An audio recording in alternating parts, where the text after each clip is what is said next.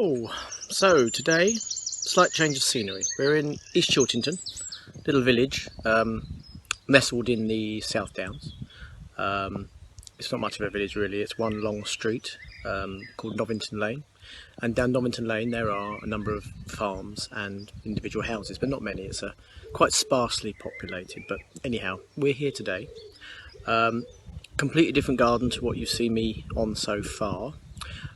This very much is it's classed as a country cottage, but it's a very large country cottage. There's actually two different properties, all owned by Jean and Cornelius, who are my clients. And Jean is the lady who I referred to before, the very kind lady who grew the mange tout and the peas that I planted out of Bruce's garden last week. Anyhow, so today a slight change of scenery and also maybe a slight change of perspective.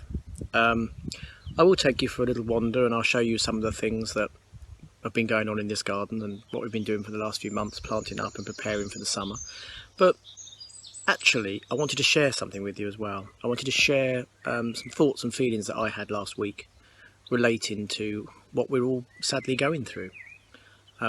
Friday morning was a grey, miserable day. I woke up and I felt pretty lousy. I didn't feel my usual self. For those of you that don't know, I'm also quite heavily involved in a church, and because of that I'm fortunate enough that I'm one of the few people that is able to access the church, and I have a set of keys and go in there and check each week that the building is sound, there's no problems. So I thought, what do I do this morning feeling so down? I sort of felt completely overwhelmed with sadness. So I decided to go to my church and I locked myself in the church, and I'll be honest, between you and me, I was for about half an hour was quite inconsolable really. I got very upset. Anyhow, I managed to deal with that and sorted myself out, and then when I left I thought, what's this all about? What's going on in my head? Why do I feel like this?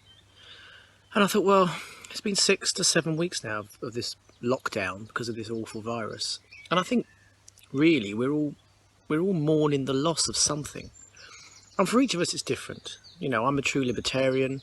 My liberty is so important. I like to socialise, I like to be free, I like to do what I want to do when I want to, and having that removed from me is like losing a good friend. My friend is my liberty.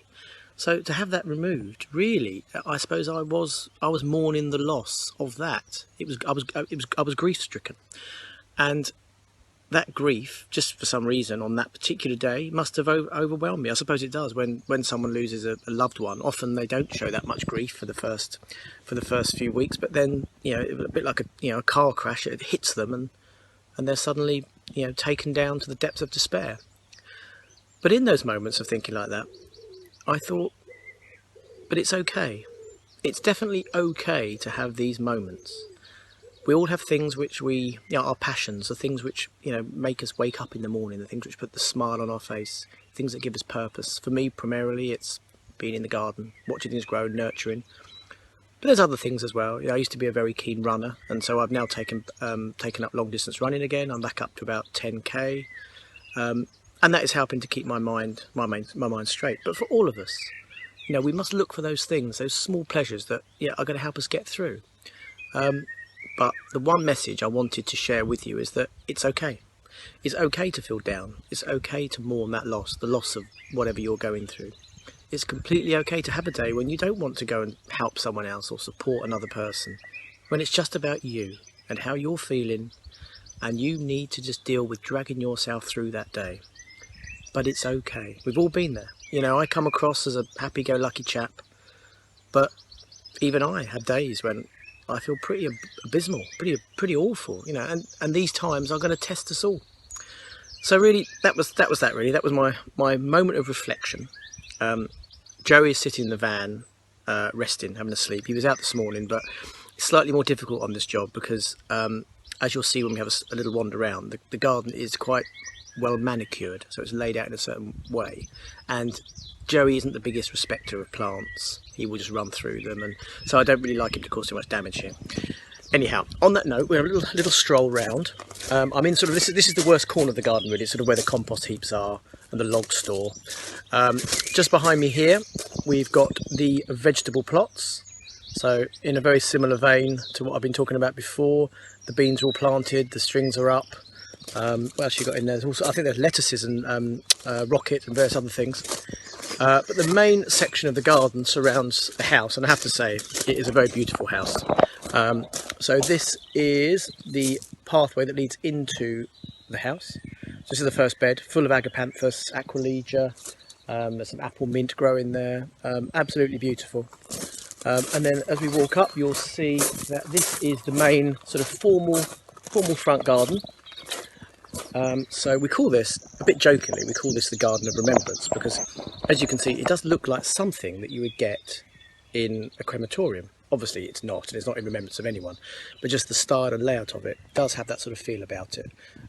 Last week I weeded out and prepared and put top dressed with compost this area, so this area is now ready to go. As you can see, the roses are all just coming into bud, and that will look absolutely beautiful in a few weeks' time. And once again, I will get that on film. Behind us you'll see we've got a very, very small orchard which we're going to add to. So we've got 4 fruit trees, 1 plum and 3 apples. But the idea is to create a lot more and then to have a wild meadow underneath as well. So that'd be an exciting thing to see. So the main walkway that sweeps up to the house is flanked by lavenders and a little herb garden. And then the house itself surrounded by roses.